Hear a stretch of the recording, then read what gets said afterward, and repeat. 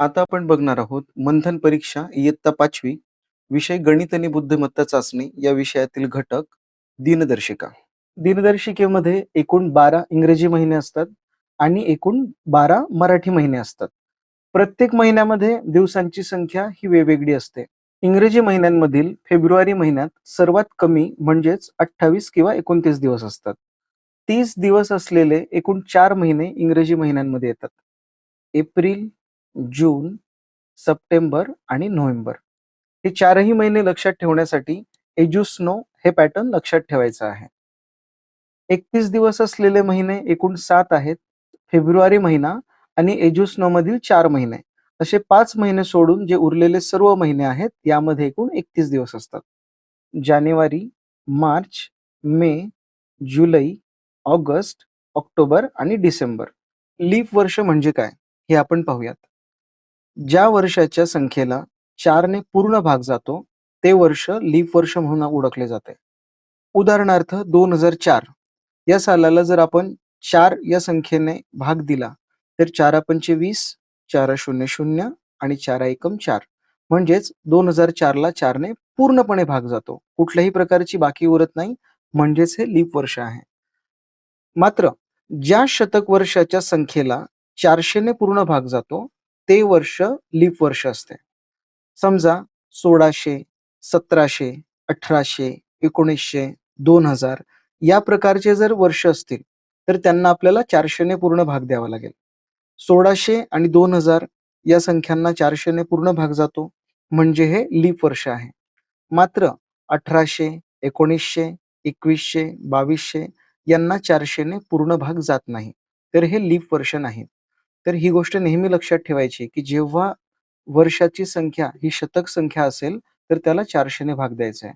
काही विद्यार्थी 4 ने भाग देतात आणि त्यांना असं वाटतं, की हे लीप वर्ष आहे आणि म्हणून त्यांचे उत्तर चुकण्याचे चान्सेस असतात. लीप वर्ष असल्याचा फरक काय पडतो? आपण आधी पाहिलेले आहे, की फेब्रुवारी महिन्यात 28 किंवा 29 दिवस असतात.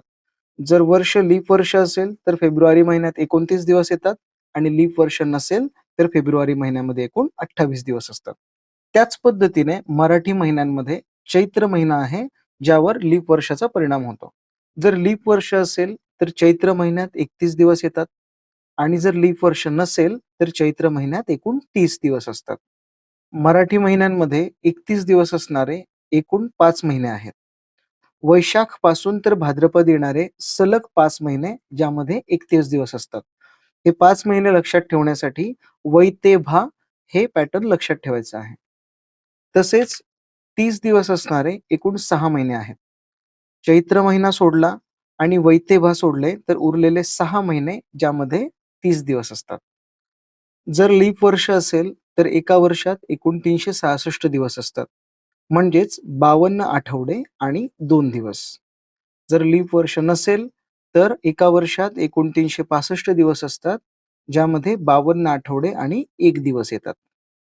एखाद्या तारखेला जो वार असतो, तोच वार त्या नंतरच्या आणि त्या आधीच्या 7व्या दिवशी देखील असतो. समजा जर 8 मे या तारखेला रविवार असेल, तर 8 मेच्या 7 दिवस आधी येणारी तारीख असणार आहे 1 मे आणि 7 दिवसानंतर येणारी तारीख असणार आहे 15 मे.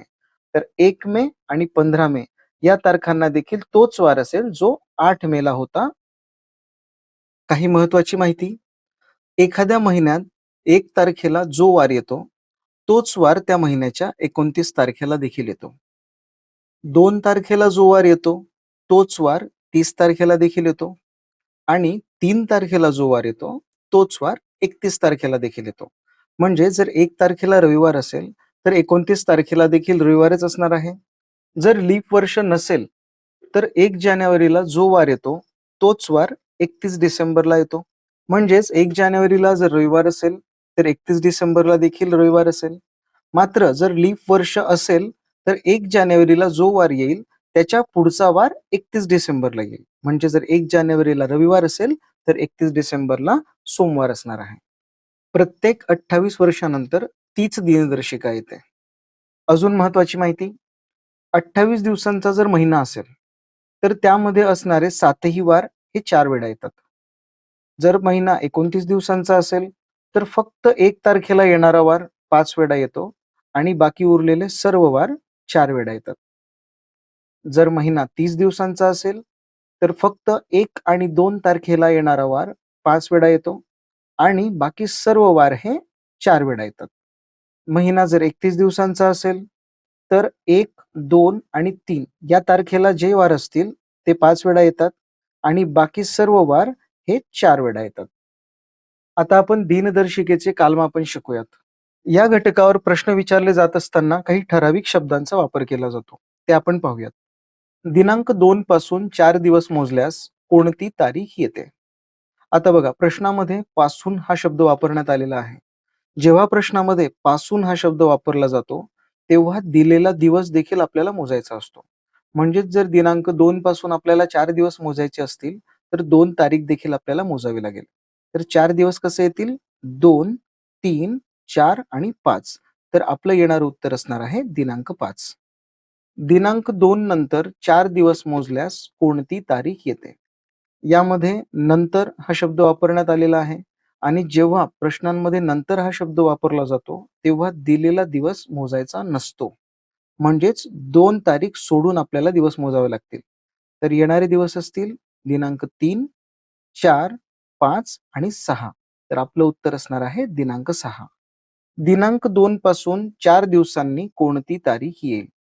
यामध्ये 2 शब्द वापरण्यात आलेले आहे. पासून आणि दिवसांनी. जेव्हा पासून हा शब्द वापरला जातो, तेव्हा दिलेला दिवस आपल्याला मोजायचा असतो.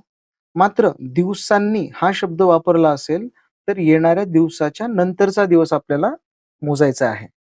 जसे की दिनांक 2 पासून आपण मोजायचं म्हटलं, तर दिनांक 2, 3, 4 आणि 5 म्हणजेच 4 दिवस होत आहे 5 तारखेला. मात्र येथे दिवसांनी म्हटलंय. म्हणजेच 5 तारखेच्या पुढील तारीख आपलं उत्तर असणार आहे. ती आहे दिनांक 6. दिनांक 2 ते दिनांक 4 पर्यंत एकूण किती दिवस होतील? जेव्हा प्रश्नांमध्ये ते हा शब्द वापरला जातो, तेव्हा दिलेला दिवस मोजायचा असतो. आणि पर्यंत हा शब्द वापरला जातो, तेव्हा तो दिवस देखील मोजायचा असतो. म्हणजे आपल्याला दिनांक 2 आणि दिनांक 4 हे दोनही दिवस आपल्याला मोजायचे आहेत. तर आपले उत्तर असणार आहे दिनांक 2, 3 आणि 4 एकूण 3 दिवस. दिनांक 2 ते दिनांक 4 या दरम्यान एकूण किती दिवस येतील? यामध्ये दरम्यान हा शब्द वापरण्यात आलेला आहे आणि जेव्हा दरम्यान हा शब्द वापरला जातो, तेव्हा पहिला आणि शेवटचा दिवस मोजायचा नसतो. म्हणजेच दिनांक 2 आणि दिनांक 4 हे दिवस आपल्याला सोडावे लागतील. त्यांच्यामध्ये येते दिनांक 3 म्हणजेच उत्तर असणार आहे 1 दिवस. एखाद्या व्यक्तीचे पूर्ण वर्षात वय मोजताना जन्मवर्ष सोडून पुढील वर्षांपासून आपल्याला मोजायचे असते. समजा जर सन 2000 साली एखाद्या व्यक्तीचा जन्म झाला असेल, तर 2001 पासून आपल्याला मोजावे लागेल. जर प्रश्न असा असेल की 2010 साली त्या व्यक्तीचं वय किती? तर आपल्याला 2001 ते 10 पर्यंत एकूण 10 वर्ष येतात आणि तेच आपलं उत्तर असणार आहे. वर्षातील काही महत्त्वाचे दिवस आपण पाहूयात. 1 जानेवारी हे नवीन वर्षारंभ म्हणजेच नूतन वर्षारंभ. 23 जानेवारी रोजी नेताजी सुभाषचंद्र बोस यांची जयंती असते. 26 जानेवारी हा दिवस आपण प्रजासत्ताक दिन म्हणून साजरा करतो. 30 जानेवारी या दिवशी महात्मा गांधी यांची पुण्यतिथी असते.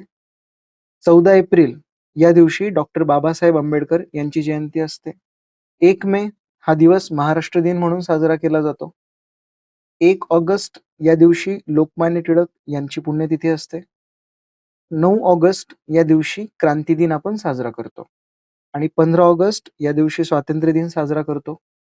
5 सप्टेंबर हा दिन शिक्षक दिन म्हणून ओळखला जातो.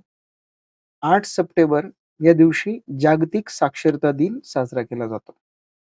2 ऑक्टोबर या दिवशी महात्मा गांधी व लाल बहादूर शास्त्री या 2 महापुरुषांची जयंती असते. 4 ऑक्टोबर हा दिवस राष्ट्रीय एकात्मता दिन म्हणून ओळखला जातो. 14 नोव्हेंबर या दिवशी बालदिन आपण साजरा करतो. त्याच दिवशी पंडित जवाहरलाल नेहरू यांची जयंती असते. 25 डिसेंबर हा दिवस नाताळ म्हणजेच ख्रिसमस आपण साजरा करतो आणि त्याच दिवशी भारत जोडो दिन हा देखील साजरा केला जातो. प्रत्येक वर्षातील लोकमान्य टिळक पुण्यतिथी, शिक्षक दिन, स्वातंत्र्य दिन आणि बालदिन या 4ही दिवशी सारखाच वार असतो.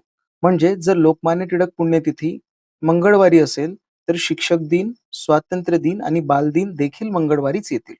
हे 4 वार लक्षात ठेवण्यासाठी एक पॅटर्न आहे.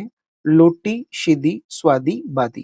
लोटी म्हणजे लोकमान्य टिळक पुण्यतिथी, शिदी म्हणजे शिक्षक दिन, स्वादी म्हणजे स्वातंत्र्य दिन आणि बादी म्हणजे बालदिन. तसेच प्रत्येक वर्षातील महाराष्ट्र दिन, महात्मा गांधी जयंती आणि नाताळ या 3 दिवशी सारखा वार असतो. हे 3 दिवस लक्षात ठेवण्यासाठी म, ना हे पॅटर्न लक्षात ठेवायचं आहे. म म्हणजे महाराष्ट्र दिन, म म्हणजे महात्मा गांधी जयंती आणि ना म्हणजे नाताळ. तसेच जर लीप वर्ष असेल, तर स्वातंत्र्य दिनाच्या दिवशी जो वार असतो, त्याच्याच पुढचा वार प्रजासत्ताक दिनाच्या दिवशी असतो. म्हणजेच जर स्वातंत्र्य दिनी रविवार असेल, तर प्रजासत्ताक दिनी सोमवार असणार आहे.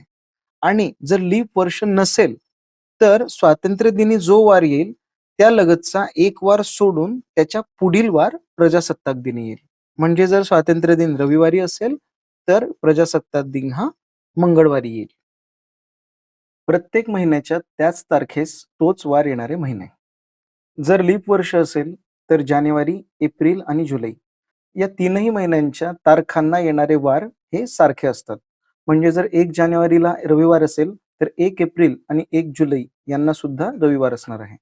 त्याचप्रमाणे फेब्रुवारी आणि ऑगस्ट या 2 महिन्यांच्या तारखा आणि वार सारखे असतात. मार्च आणि नोव्हेंबर या 2 महिन्यांचे वार सारखे असतात आणि सप्टेंबर व डिसेंबर या 2 महिन्यांचे वार देखील सारखे असतात. जर लीप वर्ष नसेल, तर जानेवारी आणि ऑक्टोबर या 2 महिन्यांच्या तारखा आणि वार सारखे असतात. फेब्रुवारी, मार्च आणि नोव्हेंबर या 3 महिन्यांच्या तारखा आणि वार सारखे असतात. एप्रिल, जुलै या 2 महिन्यांचे वार आणि तारखा सेम असतात आणि सप्टेंबर व डिसेंबर या 2 महिन्यांच्या तारखा व वार सुद्धा सेम असतात. आता आपण रूपांतर बघणार आहोत. एका वर्षामध्ये एकूण 12 महिने असतात. म्हणून वर्षांचं रूपांतर महिन्यांमध्ये करताना वर्षांच्या संख्येला 12 ने गुणाकार करायचा असतो. एका आठवड्यामध्ये एकूण 7 दिवस असतात. म्हणून आठवड्याचे रूपांतर दिवसांमध्ये करताना आठवड्यांच्या संख्येला 7 ने गुणायचं असतं. एका दिवसामध्ये एकूण 24 तास असतात. तर जेव्हाही आपल्याला दिवसांचं रूपांतर तासांमध्ये करायचं असेल, तर दिवसांच्या संख्येला 24 ने गुणाकार करायचा असतो. एका तासामध्ये एकूण 60 मिनिटे असतात. तर जेव्हाही आपण तासांचं रूपांतर मिनिटांमध्ये करू, तर तासांच्या संख्येला 60 ने गुणायचं असतं. एका मिनिटामध्ये 60 सेकंद असतात. तर मिनिटाचं रूपांतर सेकंदांमध्ये करताना मिनिटांच्या संख्येला 60 या संख्येने गुणायचं असतं. तर ही जी माहिती आहे, की 1 वर्ष बरोबर 12 महिने, 1 दिवस बरोबर 24 तास, 1 तास बरोबर 60 मिनिट, 1 मिनिट बरोबर 60 सेकंद. तर या माहितीच्या आधारावर आपण रूपांतराचे प्रश्न अगदी सहज सोडवू शकतो. काही ठराविक प्रश्न सोडवण्यासाठी काही ट्रिक्स आपल्याला माहिती असणे गरजेचे आहेत. ते आपण पाहूयात. पहिले जे 3 महिने असतात म्हणजेच जानेवारी, फेब्रुवारी आणि मार्च या 3 महिन्यांमध्ये मिळून जर लीप वर्ष असेल तर 91 दिवस असतात आणि लीप वर्ष नसेल तर 90 दिवस असतात. दुसरे 3 महिने म्हणजेच एप्रिल, मे आणि जून या 3 महिन्यांमध्ये एकूण 91 दिवस असतात. तिसरे 3 महिने जुलै, ऑगस्ट आणि सप्टेंबर हे 3 महिने मिळून 92 दिवस असतात आणि चौथे 3 महिने म्हणजेच ऑक्टोबर, नोव्हेंबर आणि डिसेंबर हे 3 महिने मिळून 92 दिवस असतात. अशा प्रकारे जर पाहिलं तर संपूर्ण वर्षभरामध्ये जर लीप वर्ष असेल तर 366 दिवस असतात आणि लीप वर्ष नसेल तर 365 दिवस असतात. या सर्व ट्रिक्स जर आपण लक्षात ठेवल्यात तर बरेचसे प्रश्न सोडवण्यासाठी आपल्याला मदत मिळू शकते. या घटकाच्या आधारावर कोणकोणत्या प्रकारचे प्रश्न विचारले जाऊ शकतात हे आपण पाहूयात. संजय रावांनी 10 ऑक्टोबर 2022 ते 15 फेब्रुवारी 2023 पर्यंत दररोज लोकमत हे वृत्तपत्र घेतले. वृत्तपत्राची रोजची किंमत ₹3.5 होती. तर विक्रेत्याचे एकूण बिल किती झाले असेल? यामध्ये आपल्याला सर्वात आधी किती दिवस वृत्तपत्र घेतले हे आपल्याला शोधावे लागेल. त्यासाठी ऑक्टोबर पासून तर फेब्रुवारीपर्यंत जितकेही महिने येतात, तर त्यांच्या दिवसांची संख्या किती आहे हे आपल्याला बघावे लागेल. नाताळ जर गुरुवारी असेल, तर त्याच्या मागील महिन्यात कोणता वार 5 वेळा आला असेल? बघा, नाताळ हा सण 25 डिसेंबर या रोजी असतो. जर 25 डिसेंबरला गुरुवार असेल, तर याचाच अर्थ 29 डिसेंबरला सोमवार असणार आहे. कोणत्याही महिन्याच्या 1 तारखेला जो वार असतो, तोच वार 29 तारखेला देखील असतो. म्हणजे सोमवार जर 29 तारखेला आहे, तर 1 तारखेला देखील सोमवार असणार आहे. म्हणजेच 1 डिसेंबरला. आणि डिसेंबरच्या आधीचा महिना आहे नोव्हेंबर, ज्यामध्ये एकूण 30 दिवस असतात. 1 डिसेंबरला सोमवार आहे, याचाच अर्थ 30 नोव्हेंबरला रविवार असणार आहे. आपण शिकलेलो आहोत, की 1, 2 आणि 3 या तारखांना जो वार येत असतो, ते वार महिन्यातून 5 वेळा येतात. तर यामध्ये एकूण 30 दिवस आहेत, म्हणजेच 29 आणि 30 नोव्हेंबर या 2 तारखांना येणारे वार 5 वेळा येतील.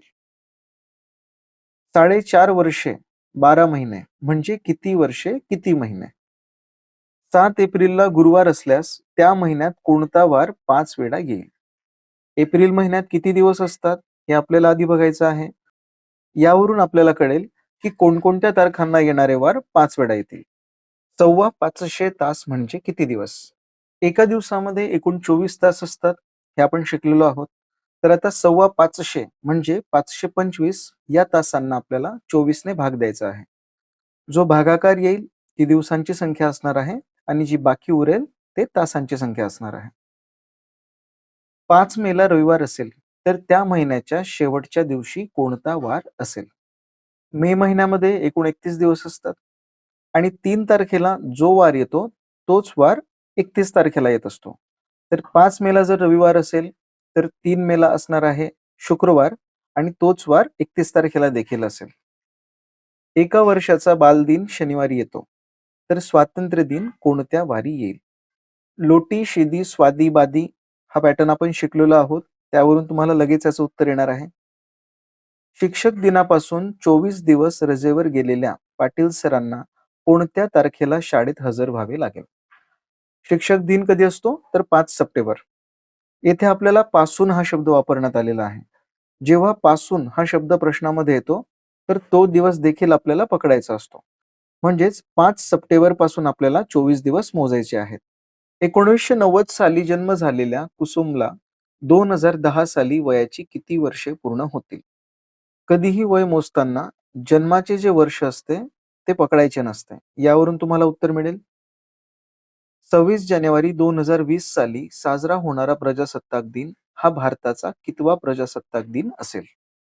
भारताचा पहिला प्रजासत्ताक दिन हा 26 जानेवारी 1950 रोजी साजरा करण्यात आला होता. यावरून आपल्याला उत्तर लगेच मिळेल.